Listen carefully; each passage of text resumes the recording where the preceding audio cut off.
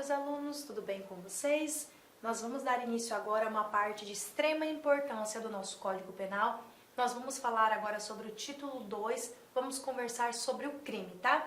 E pessoal, aqui, antes que nós continuemos a análise artigo por artigo, eu preciso fazer uma introdução com vocês sobre o conceito de crime, sobre o que nós enxergamos, sobre o que cai em prova acerca desse assunto, tá? Claro, dentro da análise do conceito de crime, do conceito analítico de crime, vamos ter os artigos e nós vamos inserindo-os aqui na aula, na medida com que nós vamos nos aproximando dele, tá ok? Mas antes de eu entrar, por exemplo, no artigo 13, eu preciso fazer uma análise anterior sobre todo o conceito analítico do crime, sobre todo o conceito da árvore do crime, para que nós possamos conversar sobre todos os aspectos e requisitos que caem na sua prova, tá ok? Então vamos lá, título 2 do crime, e nós vamos fazer aí aquela análise, aquela introdução, e nós vamos devagar. Nós vamos devagar porque não é um assunto fácil, é um assunto complexo, é um assunto grande e está em todos os editais de concurso público, tá bom? O conceito analítico de crime, nós vamos estudá-lo aqui, nós vamos ver as teorias, eu vou chamar a sua atenção em relação às bancas e como elas cobram, tá ok? E nós vamos conversando e caminhando aqui na matéria. Então vamos lá falar sobre o conceito analítico de crime, tá? Como funciona o conceito analítico de crime? Esse conceito analítico de crime, ele busca explicar o crime a partir da decomposição dos elementos que compõem, tá? Este conceito. Como assim, professora, da decomposição? Ele decompõe em estratos, ele nos dá estratos de como nós devemos avaliar algo para que eu possa considerar a conduta criminosa ou não, tá bom? Este conceito foi formulado na época do positivismo, logo ele tenta explicar o crime a partir de um método científico, separando o crime em elementos menores, beleza? Como se nós estivéssemos separando aí um átomo. Ele busca entender todos os elementos que constituem o crime. Então vamos lá. Esse conceito analítico de crime, como forma de analisar um crime, tá bom? Ele nos trouxe 4 teorias diferentes, tá? Então nós temos 4 teorias sobre ele. Mas qual que eu preciso que vocês saibam que cai em prova? Eu preciso que vocês conheçam a teoria bipartida e a teoria tripartida.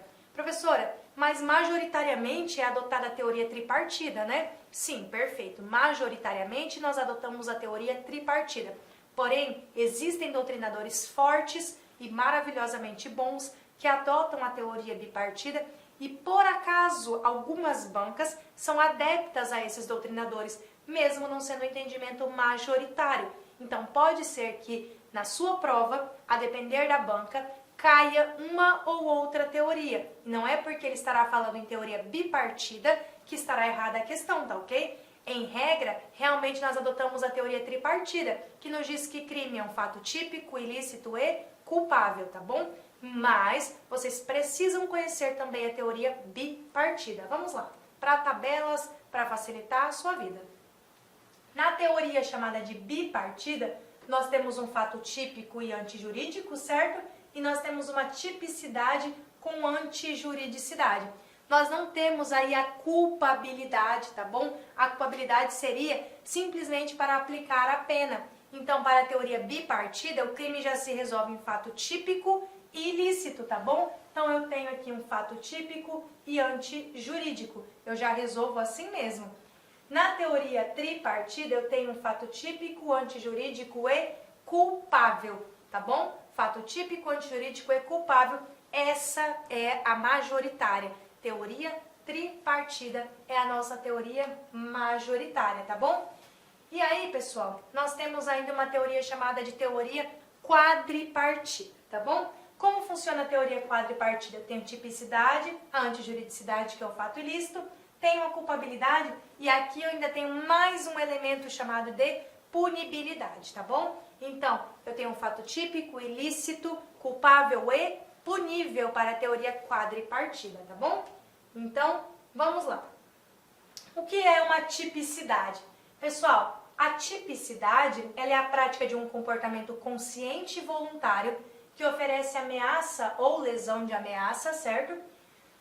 em determinados bens jurídicos que se encontram previstos em lei. Então, para ser típico, eu preciso que haja previsão legal. Por exemplo, matar alguém é um fato típico, porque se eu abrir o artigo 121, vai estar escrito matar alguém. Logo, 121, matar alguém é um fato típico. Toda vez que eu falar em tipicidade, eu tenho expressa previsão legal de um ato que é contrário à lei, tá ok? E está inserido na nossa esfera penal, beleza? Mas eu ter lá, abrir o 121, matar alguém, já é suficiente para dizer que houve crime? Não, porque para ter crime, conforme a teoria majoritária, eu preciso de um fato típico, preciso de um fato ilícito e preciso de um fato culpável. Repito, conforme a doutrina majoritária, tá bom? Antijuridicidade. O que é antijuridicidade? O que é o ilícito, tá bom? Conhecido como antijuridicidade. É a contrariedade entre o comportamento praticado e o ordenamento jurídico. Por exemplo, legítima defesa ao matar. Apesar de ter um fato típico, eu não tenho aqui um ato contrário ao direito. Logo, tenho a tipicidade, mas não tenho antijuridicidade. Logo, eu não tenho crime, tá?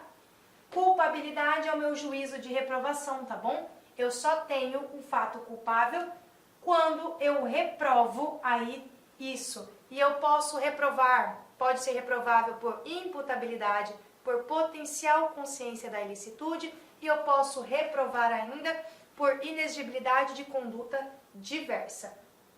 Vamos aqui. Pessoal, quando eu falo para vocês, e aí eu preciso fazer um desenho, em crime, em conceito analítico de crime, tá? Eu preciso que vocês me acompanhem devagar. Tudo isso que nós conversamos, para dar a introdução inicial, eu vou explicar aqui para vocês. Vamos lá.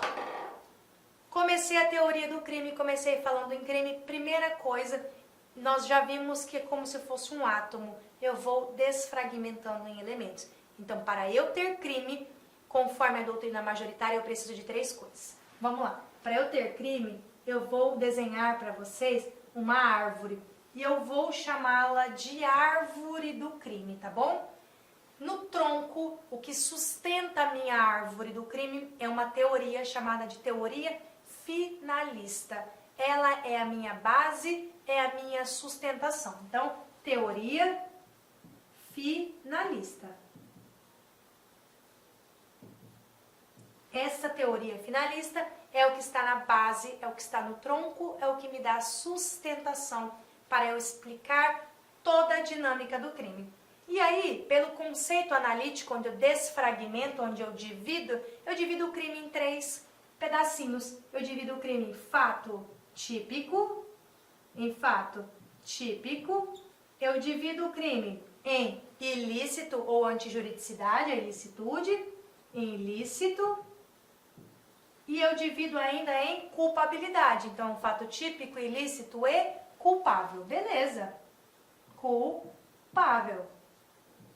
Então, eu dividi. Eu tenho uma árvore chamada de árvore do crime, certo? Em que o tronco, em que a sustentação se dá pela teoria finalista e pelo conceito analítico de crime que é empregado no direito penal, eu divido o meu crime, ou meus fatos em fato típico, ilícito e culpável, e se eu tiver todos eles, eu tenho uma coisa chamada igual a crime. Igual a crime. Assim que eu divido a minha árvore do crime, tá bom? E como toda boa árvore, essa nossa árvore do crime, ela dá frutos, tá bom? Esta árvore dá frutos. O tronco, a minha base, a minha estrutura é a teoria finalista. Eu divido ela em elementos, eu estratifico ela, porque nós falamos em conceito analítico do crime. Teoria majoritária nos fala que ela é tripartite, eu divido ou eu desfragmento em 3 pedaços, quais sejam fato típico, ilícito e culpável. Com licença, meus amigos, minhas amigas. Inicialmente eu peço desculpas por interromper seus estudos, mas essa videoaula é uma videoaula demonstrativa para você conhecer a qualidade de nossos mestres aqui da LAC Concursos. Eu sou o professor LAC, especialista em concursos públicos, que somente em 2022 eu já fui aprovado em 7 concursos públicos. É isso mesmo, em 2022 sou especialista em concurso público e eu estou aqui para te ajudar nessa caminhada do concurso da Polícia Militar do Estado da Bahia e também do Corpo de Bombeiros Militar. Gente, olha só, qual que é o diferencial da LAC Concurso? Primeiro, tá, o nosso diferencial primeiro, preste atenção, tá? Primeiro, nós temos uma ferramenta pedagógica chamada Personal Coach. Personal significa pessoal, coach significa treinador. Então aqui você tem um treinador pessoal de concursos. Essa metodologia ela é baseada em técnicas de administração e ferramentas de administração, mais precisamente administração por resultados. Ou seja, todo dia você tem uma meta de estudos, é isso mesmo. Todo dia você tem uma meta de estudos. Papo sério, se você se matricular, se você cumprir as nossas orientações pedagógicas, se você assistir às nossas videoaulas, ou essas videoaulas na internet e muito mais lá no nosso site, claro, completas, eu tenho certeza que você ficará competitivo e você terá reais chances de aprovação. Em 2019, nós tivemos também um concurso aí da PM da Bahia, na qual a gente teve aí dezenas de alunos aprovados. Inclusive, nós fizemos aí uma playlist no YouTube super vencedora, né? Super vencedora para a galera, né? Professor, quanto custa? Olha só, preço promocional. Apenas 10 parcelas de R$ 25,00. Curso completaço, super atualizado, item a item do digital, acesso imediato com foco na banca da FCC. Então venha estudar conosco aqui na LAC Concurso.